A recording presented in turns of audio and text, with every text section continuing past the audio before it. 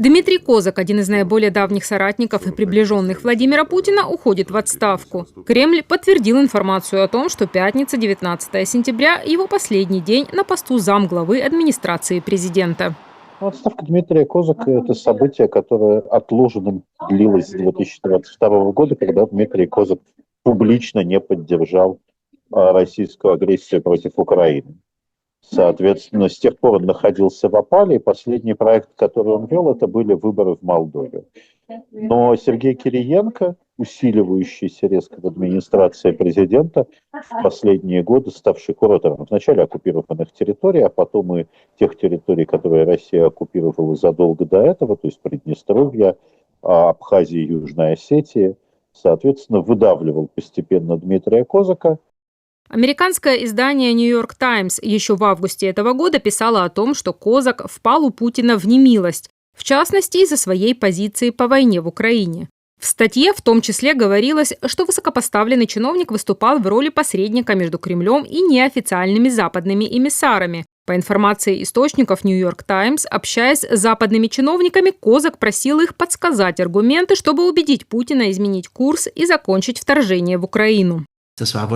Это, вероятно, стало тем последним шагом или тем пересечением красной черты, которое стоило Козаку должности. Для западных стран это увольнение означает, что круг тех представителей российской элиты, которые выступают за мирное урегулирование, за решение на основе переговоров, стал еще меньше, а сам Козак в конечном итоге полностью утратил политическое влияние.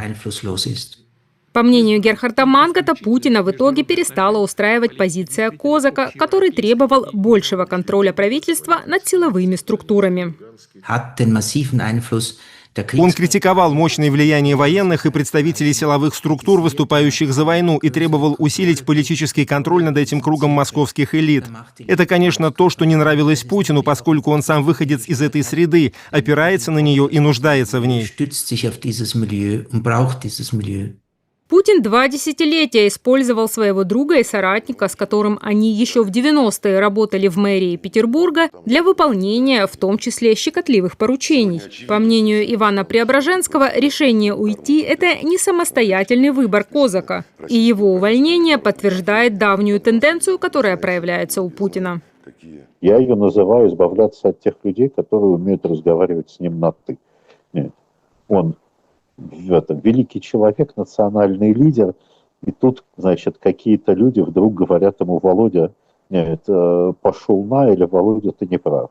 Нет, вот такие вот люди в его окружении постепенно становятся все более редкими. Николая Патрушева он отправил на должность помощника по кораблестроению, практически перестал с ним встречаться. Еще раньше главу своей администрации Сергея Иванова он отправил тоже на должность помощника и куда подальше, что называется. Кстати, Иванов до этого тоже курировал Молдову частично.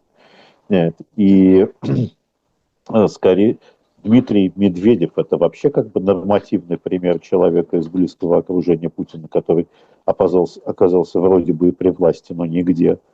Нет. И сейчас то же самое происходит с Дмитрием Козаком, а на первый план выходят бывшие охранники или бывшие секретари Владимира Путина, типа Дюмина или главы администрации Антона Войну. Медиаресурс РБК, который первым распространил информацию об уходе Дмитрия Козака, утверждает, что сам чиновник рассматривает различные предложения перехода в бизнес.